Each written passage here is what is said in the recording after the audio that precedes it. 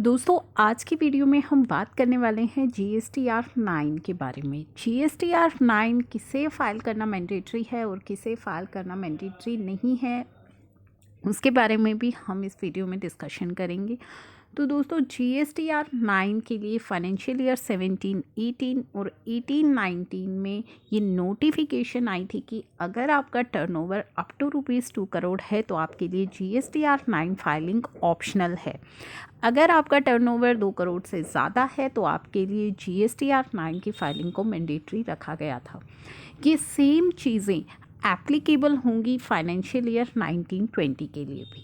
तो financial year 19-20 के लिए भी नोटिफिकेशन आ चुकी है, जिसमें ये कहा गया है कि जो सभी चीज़ें 17, 18 और 18-19 में की गई थी GSTR 9 के लिए जो कंडीशंस लगाई गई थी वो आपके लिए फाइनेंशियल ईयर 19-20 के लिए भी एप्लीकेबल हो जाएंगी। तो अगर आपका टर्नओवर 2 करोड़ से ज़्यादा है तो आपको GSTR 9 फाइल करनी है, अदरवाइज़ आपके लिए ऑप्शनल रखी गई है 19-20 के लिए भी।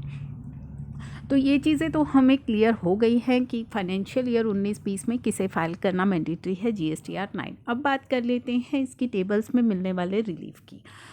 तो दोस्तों पहले बात करते हैं टेबल नंबर 4 की।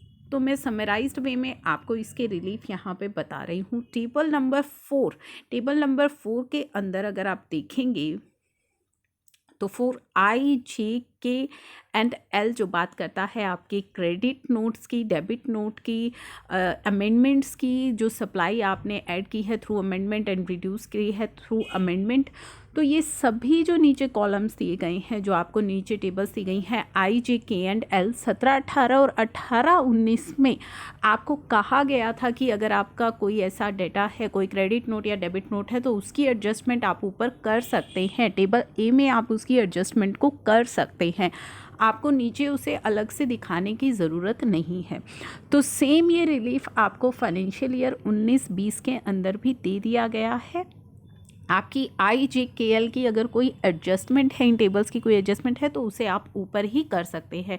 फॉर एग्जांपल अगर आपकी B2C इनवॉइस या B2B इनवॉइस से रिलेटेड कोई भी क्रेडिट नोट है तो उसको आप ऊपर ही एडजस्ट कर सकते हैं। नेक्स्ट हमारी जो इम्पॉर्टेंट टेबल है टेबल नंबर 5, इसके अंदर भी आपको जो रिलीफ दिया गया था कि अगर आपकी एग्जम्प्टेड, नील रेटेड या नॉन GST सप्लाई है तो आप उसको एग्जम्प्टेड के अंदर भी दिखा सकते हैं। अगर आप उसको बाइफ्यूरिकेट नहीं करते हैं तो आप एग्जम्प्टेड सप्लाई के अंदर इसको दिखा सकते हैं। सेम ये रिलीफ आपका 19-20 के अंदर भी एप्लीकेबल हो जाएगा, जो आपको ये 18-19 में दिया गया था। टेबल नंबर 6 की अगर बात करें तो टेबल नंबर 6 के अंदर जो इम्पोर्टेंट आपको एक रिलीफ दिया गया था 18-19 के अंदर की ऊपर जो आपका ITC है उसमें से कितना आपकी इनपुट का है, कितना आपकी कैपिटल गुड्स का है और कितना आपकी इनपुट सर्विसेज का है। अगर आप ये बाइफ्यूरिकेट नहीं करना चाहते तो आप इनपुट में भी दिखा सकते हैं, लेकिन अब 19-20 के अंदर थोड़ा सा यहाँ पे चेंज किया गया है। क्या चेंज किया गया है कि अगर आपका ITC इनपुट या फिर इनपुट सर्विसेज का है तो उसे आप इनपुट के अंदर दिखा सकते हैं, यानी कि दोनों को मिला करके आप इनपुट में दिखा सकते हैं। लेकिन कैपिटल गुड का जो ITC होगा उसे अब आपको अलग से ही शो करना है, अलग से ही आपको दिखाना होगा। उसे आप इनपुट के अंदर मर्ज नहीं कर पाएंगे, आपको उसे अलग से ही शो करना होगा। तो 19-20 में आप ये ध्यान रखेंगे कि आपको ये बाइफ्यूरिकेशन किस तरीके से करनी है। कैपिटल गुड्स का ITC अब आपको अलग से ही दिखाना है। तो ये जो सभी मोस्टली रिलीफ आपको 17, 18-19 में दिए गए थे आपको 19-20 के अंदर भी दे दिए गए हैं। अब हम बात कर रहे हैं यहाँ पे रिवर्सल की। तो रिवर्सल के केस में अगर आपको नहीं पता कि किस रूल के अंदर आपका रिवर्सल है तो आप अदर रिवर्सल में भी इसे दिखा सकते हैं। अगर आपको नहीं पता लग रहा है कि आपका रिवर्सल कौन सा रूल का है, कौन से सेक्शन में है, तो आप उसे अलग से भी दिखा सकते हैं। अब हमारी बात आ जाती है टेबल 8 की।